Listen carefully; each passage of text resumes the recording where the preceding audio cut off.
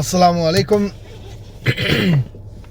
வரஹ்மத்துல்லாஹி வபரகாத்துஹு. அன்பார்ந்த அனைத்து உறவுகளுக்கும் இனிய மாலை வணக்கம்.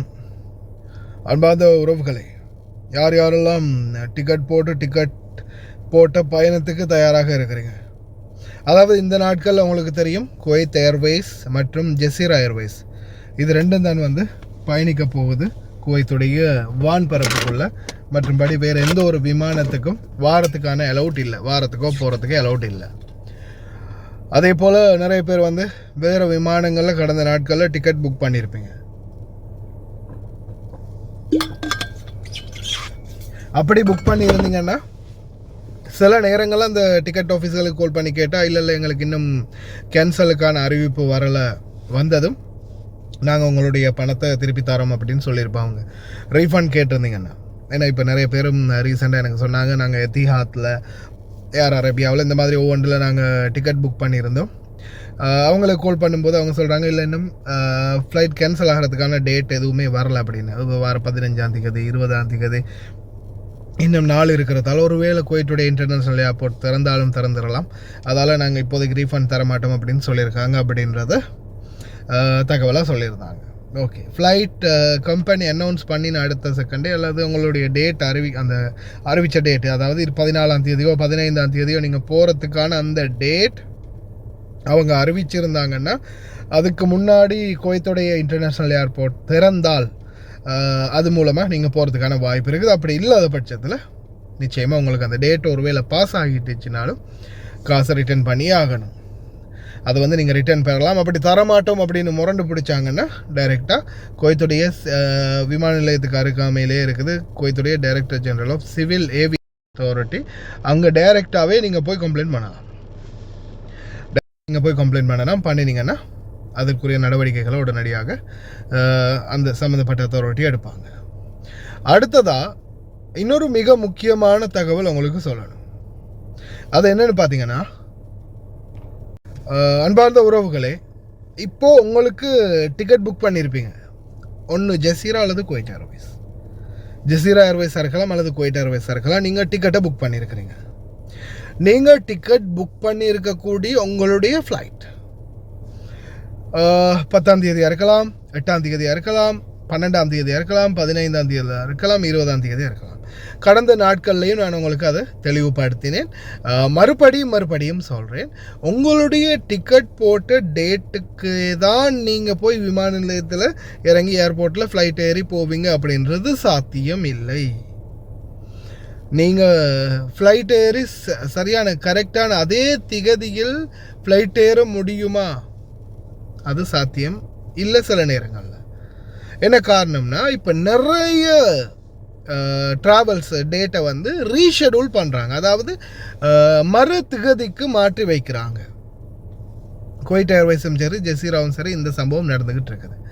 அதாவது சில நேரங்களில் பார்த்தீங்கன்னா, நான் அன்னைக்கு உங்கள்கிட்ட குறிப்பிட்ட மாதிரி தான், நீங்கள் 12ஆம் தேதி போக வேண்டியது, ஆனால் ஃப்ளைட்டை 13ஆம் தேதிக்கு டேட் தள்ளி போட்டுட்டாங்க அப்படின்னா எப்படியுமே மெசேஜ் அனுப்புவாங்க. சில நேரங்களில் மெசேஜ் பார்த்துருக்க மாட்டீங்க, கஃபில் மெசேஜ் பார்த்துருக்க மாட்டார், இல்லை வேறு யாருடையாவது நம்பர் கொடுத்துருப்பீங்க, அந்த நம்பர் வேல் செய்யாமல் போயிருக்கும்.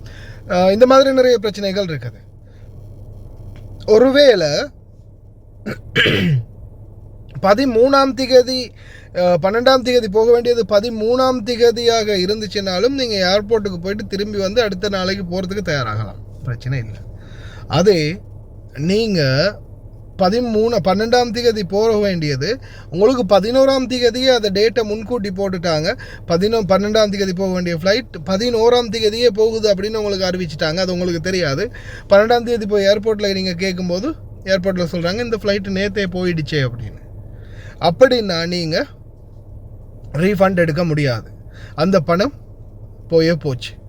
நீங்கள் புதுசாக மறுபடியும் பணம் கட்டி புதிதாக டிக்கெட் போட்டு தான் போகணும். அதுதான் தற்போதைய நிலைமை. அதை தயவு செய்து கருத்தில் கொள்ளுங்கள், அதைத்தான் கவனம் கொள்ளுங்கள். தொடர்ந்து செக் பண்ணுங்கள், டிக்கெட் ஆஃபீஸுக்கு கால் பண்ணி கேளுங்க, மற்ற இதுகளை கொஞ்சம் விசாரிங்க, தொடர்ந்து இதை செக் பண்ணிக்கிட்டே இருங்க.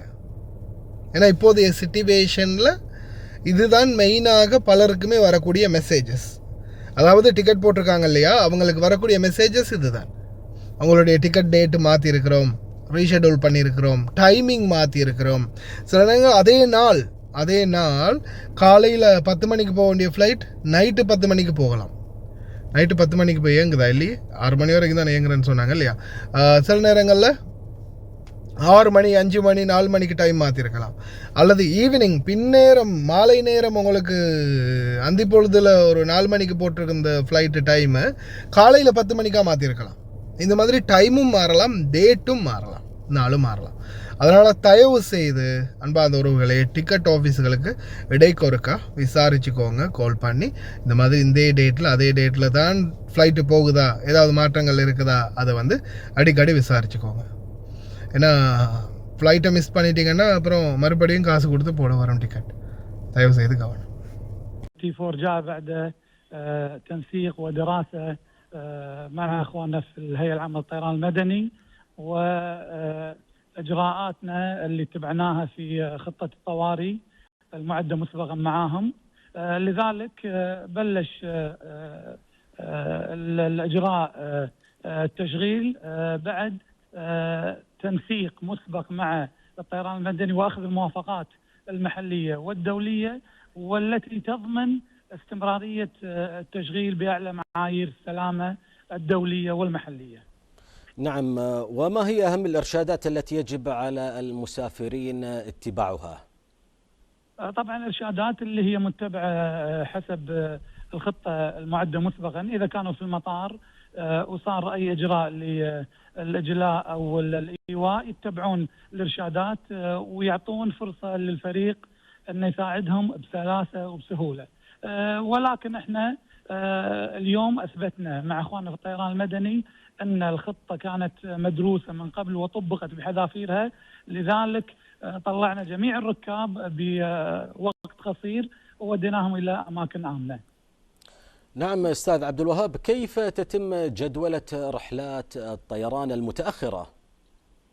احنا أول ما جانا الموافقة أو جاتنا الموافقة من الهيئة العامة للطيران المدني، احنا كنا اوريدي قاعدين نعيد جدولة الرحلات تحسبا لقرار الاستئناف، فأجلنا الرحلات وأعلنا في وسائل التواصل الاجتماعي وعن طريق الويب سايت مالنا أن نتأمل من الركاب اللي مصرين على أن يسافرون بهاليوم يكونون متواجدين قريبين، لأن راح يكون الإعلان يعني في وقت قصير أن نعيد جدولة الرحلات. والحمد لله أول ما جانا قرار الاستئناف في أقل من ساعتين احنا طلعنا أول رحلة اللي هي لجنيف تقريبا ساعة و50 دقيقة، وهذا ما تم إلا بالتنسيق مع الهيئة العامة للطيران المدني، والركاب كانوا على استعداد أن يكونون على هالرحلة.